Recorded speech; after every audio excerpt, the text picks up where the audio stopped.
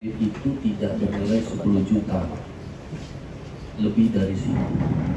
Ini hanya beberapa ya, ini hanya contoh saja. Atas namanya siapa?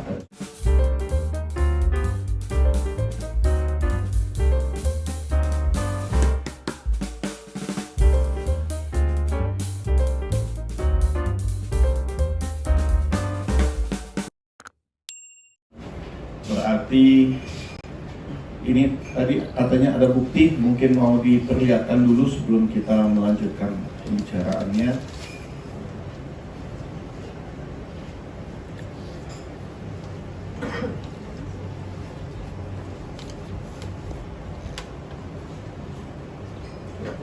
Dan 18 juta. Ini yang saya bilang tadi, ini yang tadi saya bilang bahwa kartu kredit itu tidak bernilai 10 juta, lebih dari situ. Ini hanya beberapa ya, ini hanya contoh saja. Atas namanya siapa? Atas namanya ibu ini. Jadi kita di sini bicara bukti saja, bicara bukti sesuai dengan fakta yang terjadi. Dan sebenarnya ya hal-hal seperti ini kan ini di luar pokok persidangan ya, tapi memang tetap harus kita sampaikan. Jadi ya seperti yang rekan-rekan lihat bahwa kami tidak bicara begitu saja, kami bicara sesuai dengan fakta-fakta dan bukti-bukti yang ada. Oke? Jadi kembali ya, Nah, kalau dari saya ya sebetulnya saya sangat menyayangkan semua ini menjadi konsumsi publik. Karena kita juga sama-sama menyadari ya, namanya orang tua memutuskan untuk bercerai, itu kan pasti ada prosesnya. Tapi prosesnya itu bisa berjalan dengan tenang, dengan damai, dengan sopan, itu kan juga semua tergantung dari kedua orang tuanya. Apalagi mengingat kita juga udah punya anak, gitu, ya kan? Yang namanya jejak digital itu kan selalu akan ada gitu. Dan sebetulnya kenapa saya beserta tim penasihat hukum saya, kami memilih untuk tidak mengambil jalur itu ya, jalur media segala macam membongkar semuanya, karena ya satu tentunya ini semua nanti akan bisa dibuktikan di persidangan, di mana memang akan ada hakim yang sah yang akan memutuskan segala sesuatu di akhir persidangan itu. Saya tidak mau kalau sampai netizen yang menjadi hakim-hakiman. Saya menghargai netizen ini pasti punya pendapat, ya kan, tapi kan pendapatnya hanya berdasarkan apa yang dibaca, berdasarkan data yang diterima di umum, ya kan. Kalau kami kan akan membuktikan semuanya di persidangan, bukan di umum. Jadi mohon untuk kalau bisa menahan diri untuk mengambil kesimpulan dulu, karena nanti pada saatnya juga pasti akan ada yang menyimpulkan, yaitu Bapak atau Ibu Hakim, siapapun yang nanti akan menangani kasus saya ini. Cuma untuk sementara ini saya minta tolong untuk demi anak-anak saya jangan terlalu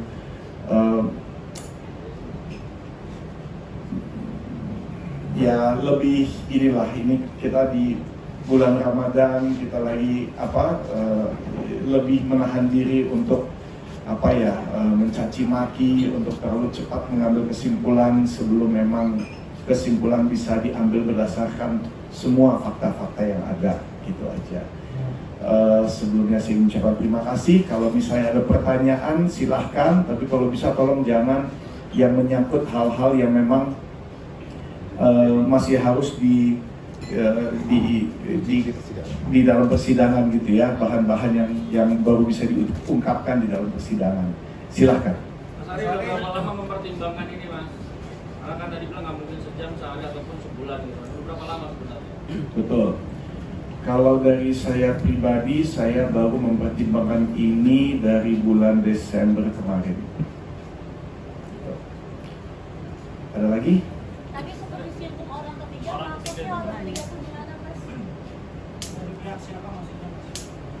Silahkan. Oke. Jadi begini, mohon maaf saya potong pertanyaannya mungkin juga ke Mas Ari, karena kan begini ya, ini kan kita perkaranya juga sedang berlangsung lagi diperiksa di Pengadilan Negeri Jakarta Selatan. Untuk pertanyaan tentang pihak ketiga, tadi sudah diberikan jawaban bahwa ada pihak ketiga. Tapi siapa dan kapan dan sebagainya itu sudah masuk ke materi pokok perkara. Jadi kami mohon maaf dengan segala hormat tidak dapat menjawab pertanyaan itu. Kita ikuti saja nanti persidangannya dan sidangnya juga kan baru mulai ya. Demikian.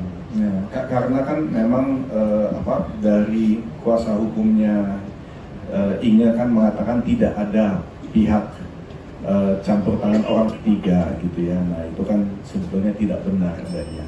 Tapi begini, saya dari awal saya sudah mengatakan, sudah sepakat dengan istri saya bahwa yuk kita jangan saling menjatuhkan. Kalau memang kita mau bercerai, kita berpisah baik-baik. Saya tetap menghargai dia sebagai pendamping hidup saya selama 17 tahun yang sudah memberikan 2 anak yang luar biasa, yang kami sangat sayang dan juga sayang sama kami. Tapi mungkin ya untuk tidak terlalu menjadi beban untuk anak-anak kami, ya saya juga tidak mungkin akan menggunakan cara-cara melalui media untuk menjelekkan atau untuk salah satu pihak gitu ya. Jadi biar semua itu nanti di persidangan yang akan diselesaikan, kurang lebih seperti itu. Mas Ari, di usia pernikahan yang keberapa Mas Ari ketika ada orang ketiga tuh di usia pernikahan keberapa selama menjalani pernikahan? Itu maaf saya tidak bisa bicara detail dan minta tolong banget, tolong jangan kasih saya pertanyaan yang membuat saya harus menjatuhkan orang. Saya nggak mau gitu. Jadi siapapun itu, apakah saya, istri saya atau siapapun, saya tidak mau. Biar itu di persidangan tertutup, karena emang perceraian itu adalah persidangan yang tertutup. Jadi saya tidak bisa bicara terlalu banyak untuk urusan-urusan itu. Masih satu rumah atau sudah? Kita sekarang masih satu rumah, bahkan masih tidur di ranjang yang sama, karena memang kita kan belum cerai, kita masih proses, ya kan? Kita di rumah, kita berusaha untuk tidak bicara masalah ini, biar kuasa hukum kami masing-masing yang bekerja. Kami di rumah demi anak-anak juga kita ya berusaha untuk tetap seperti biasa, ya walaupun mungkin ya pasti itu tidak mudah ya, karena dengan segala sesuatu yang sudah dikatakan di luar sana gitu ya, di sosial media.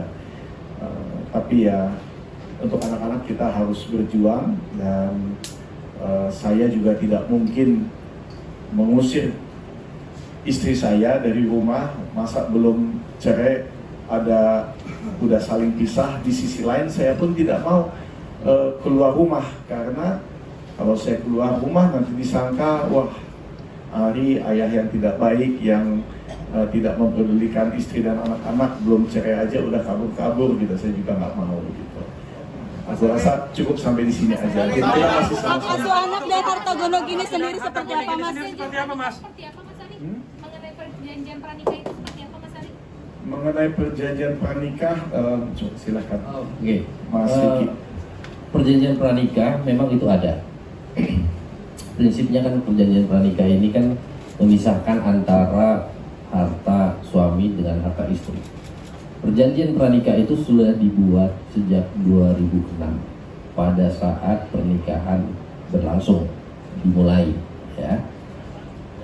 Hingga sekarang sudah 17 tahun itu tidak pernah ada pembahasan permasalahan baik antara Mas Ari, antara klien kami dengan Bu Inge. Nah, Artinya konsekuensi dari perjanjian pranikah atau perjanjian perkawinan itu sudah dimengerti oleh masing-masing pihak. Gitu. Jadi itu tadi untuk menjawab ada pertanyaan tentang pranikah. Jadi perjanjian pernikahan itu perjanjian pranikah ya itu sama aja. Itu ada gitu ya. Oke? Itu mengenai harta gonogini dan hak asuh anak seperti apa, Bang? Di dalam perjanjian perjalanan pernikah itu harta gonogini dan hak asuh anak sendiri seperti apa? Itu kan masih menjadi bahan di pengadilan nanti ya, materi pengadilan ya. Jadi itu biar berjalan dulu.